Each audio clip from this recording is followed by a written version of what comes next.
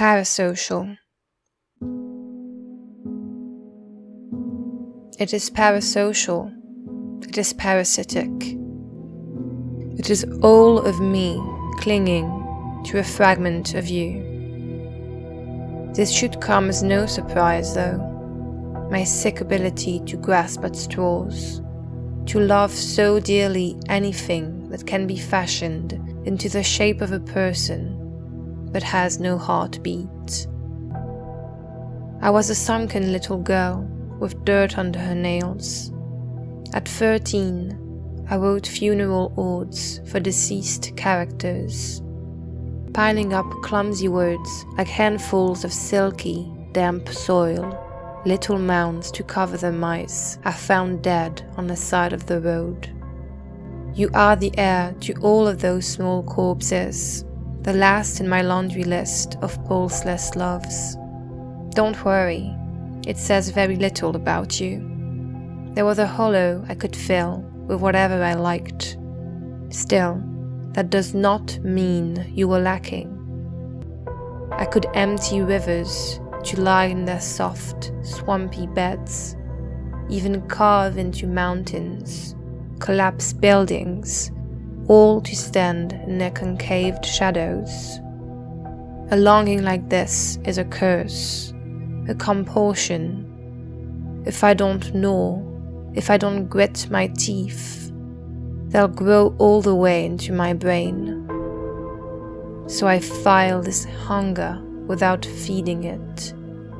I collect fine enamel dust in my hands, powdery and white as ashes, as bone meal, as years and years ground down into nothing.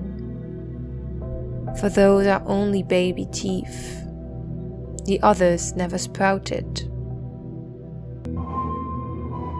There is something mournful in those attachments, a knowing twist, a downward, sideways glance. Of course those will never work, will never lead to anything. They are not meant to. But it's all I can bear. Band-aids on a heart that can't take reciprocity. I'd rather stay in this controlled, aseptic environment, a monkey holding a doll, a warm water bottle, a comforting idea.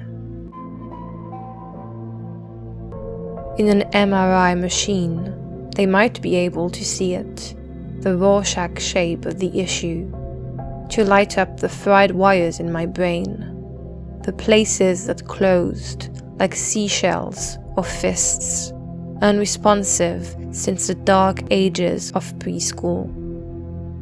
That's funny, in its own twisted way. They could poke and pinch, beat and bruise, mangle and maim it, but not kill it all the way. The drive to love doesn't die.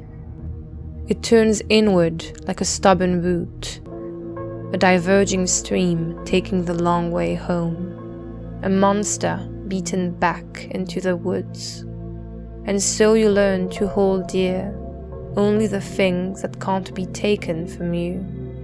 The oblique light in the afternoon, the warm purring belly of a sleeping cat, the earth pressing against the soles of your feet, the smell of chlorine and the echoing tiles of the swimming pool. And stories, stories, stories. Only putting a little love in many things, so that when it's ripped apart, it's fine, you still have it. You can love the shreds, love the ghost, love the after image. Just don't love anything real, anything alive, anything that can glance back, talk back, bite back.